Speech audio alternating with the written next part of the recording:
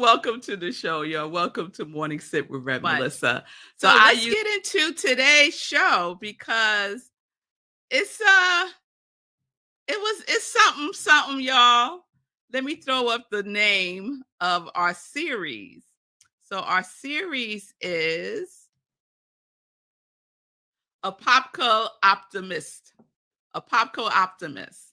So you may be saying, okay, Red Mel, are you now just making up words? I'm not, y'all. It's a real thing. I found this cute graphic of Apocaloptimist, and you see it is a tree stump, and what's growing out of the tree stump is a branch. So even though there's not a full tree there, right? It's still growing. It's still growing. Like nothing will stop life. And that's something to be optimistic about. For me, nothing stops life. It's like when you see a flower coming up through the concrete, nothing stops life. It's like when you see a tree and its branches have wrapped through a fence, nothing will stop life. Nothing stops life. And so a popco optimist is this: someone who knows how bad things appear to be, but nonetheless knows everything will be all right. So if you look out in the world of effects, the world of conditions, you would think we are going down in a handbasket quick. But no. Fear not. Fear not. And let us be the ones that know and keep the vibration raised, right? Optimism lives on the frequency that is very high. It's on the frequency of knowing, the frequency of love, the frequency of light, of peace, of harmony, right? That is the frequency. If you decide that you are, after this series, a Apocaloptimist, then welcome. So I want to share today a couple of things about what led me to this word. So I shared that I discovered this word at a conference that Centers for Spiritual Living did a couple of years ago. And they had a presenter talk about this. And it was the first time that I became aware of this word. So, it's a combination of two words: apocalypse, right? And optimist combined together, right? And Monday, I was feeling blue. I shared with you all yesterday, I was feeling blue on Monday. I went to nature. I had a conversation with my tree. I told my tree I was feeling blue, and my tree said, feel blue, feel blue. Let me see if I could show y'all what I'm talking about. So this is my tree. So those of you who are on Instagram, you'll have to go to YouTube to see the picture. But that's my tree.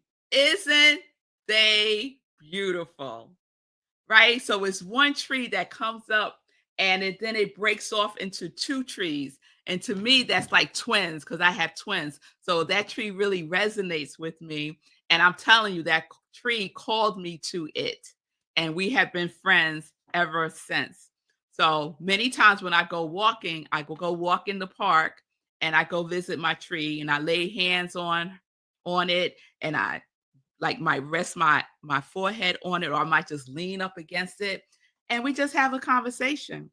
And it's been wonderful because this is what I know, and this is what I'm discovering more and more and more, is that nature reminds us that we have all that we need.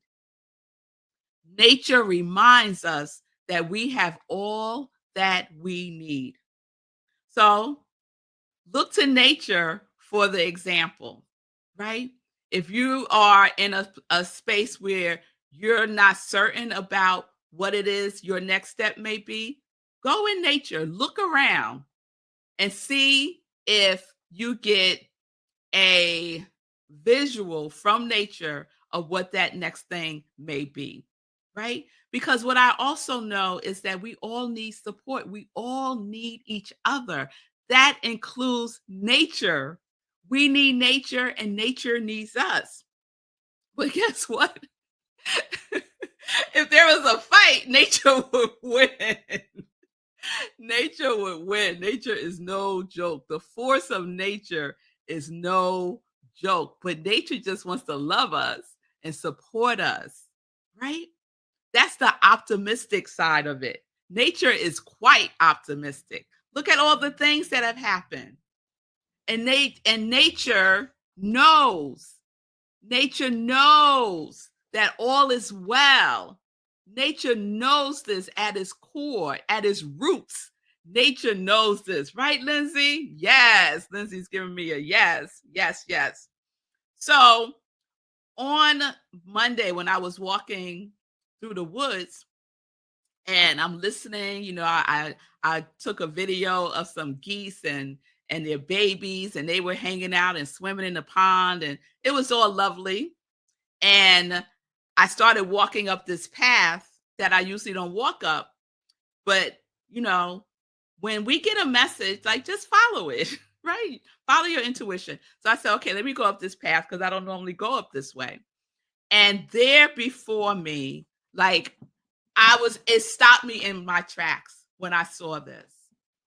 It was the most beautiful act of support that I've ever seen in nature. And so let me put up this picture.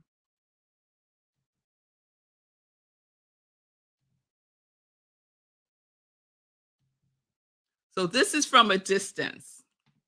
So it's two trees, right? You see one tree is a little bigger than the other tree. They're separate trees, right? Let me give you a close up. Look at that. They're separate trees, but at some point they become attached to each other.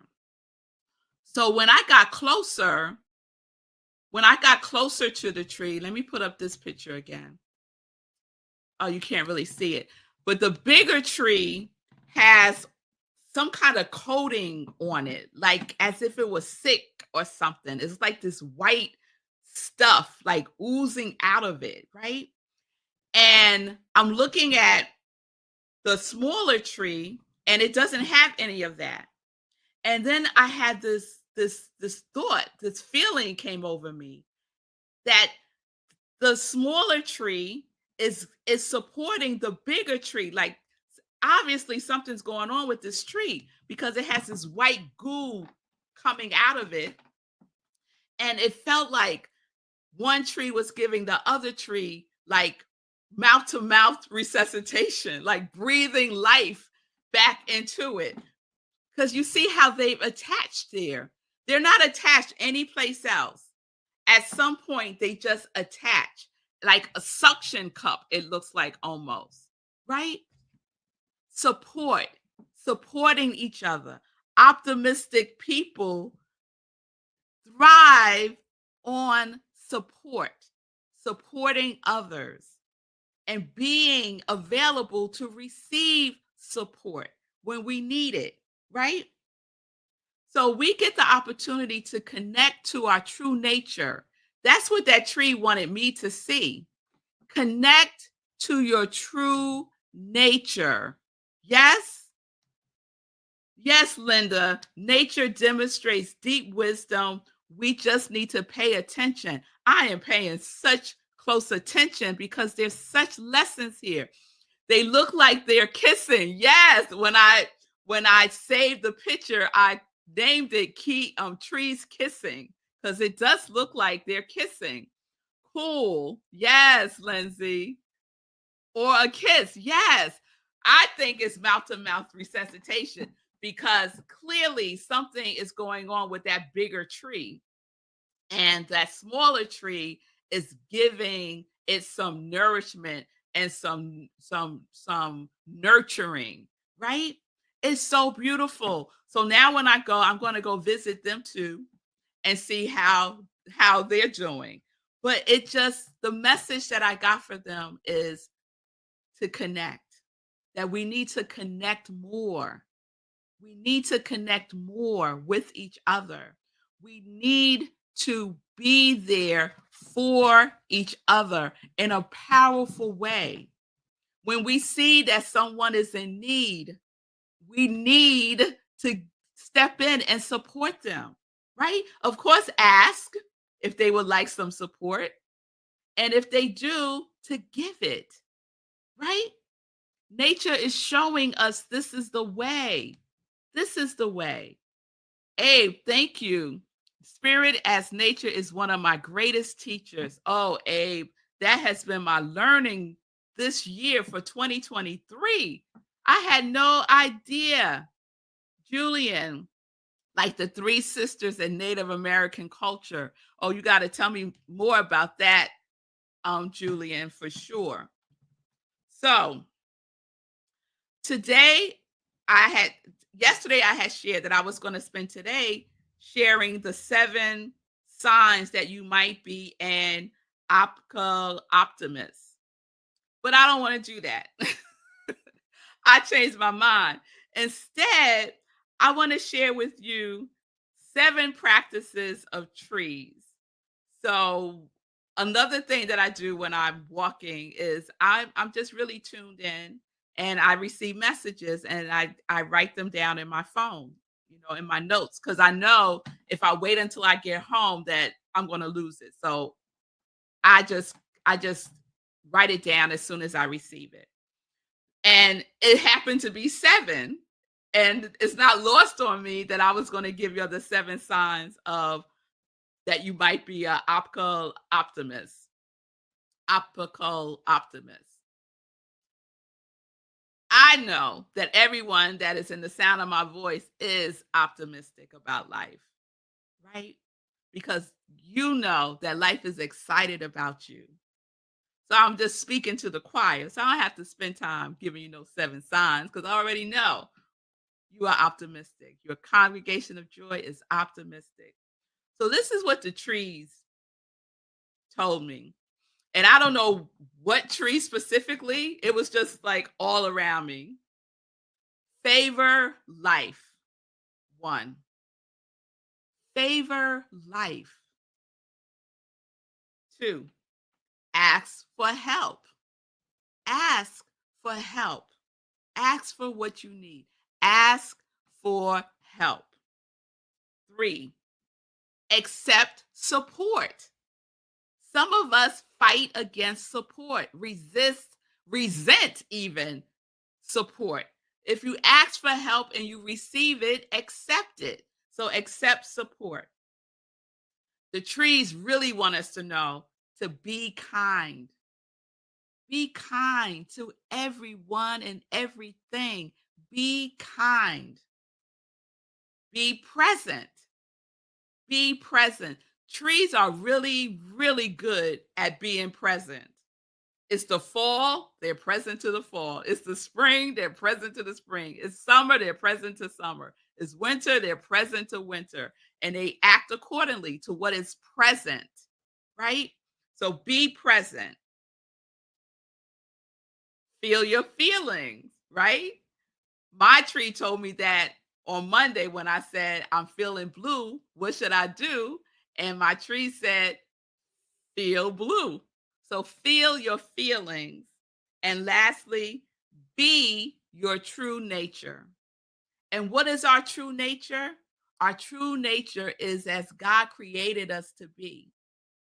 Uh, that's there's a new thought song that goes, I am as God created me in the light, in the joy, in the glory. So be the light, be the joy, be the glory, because this is how we were created, right? So be your true nature. Stop being your false nature. Be your true, authentic nature.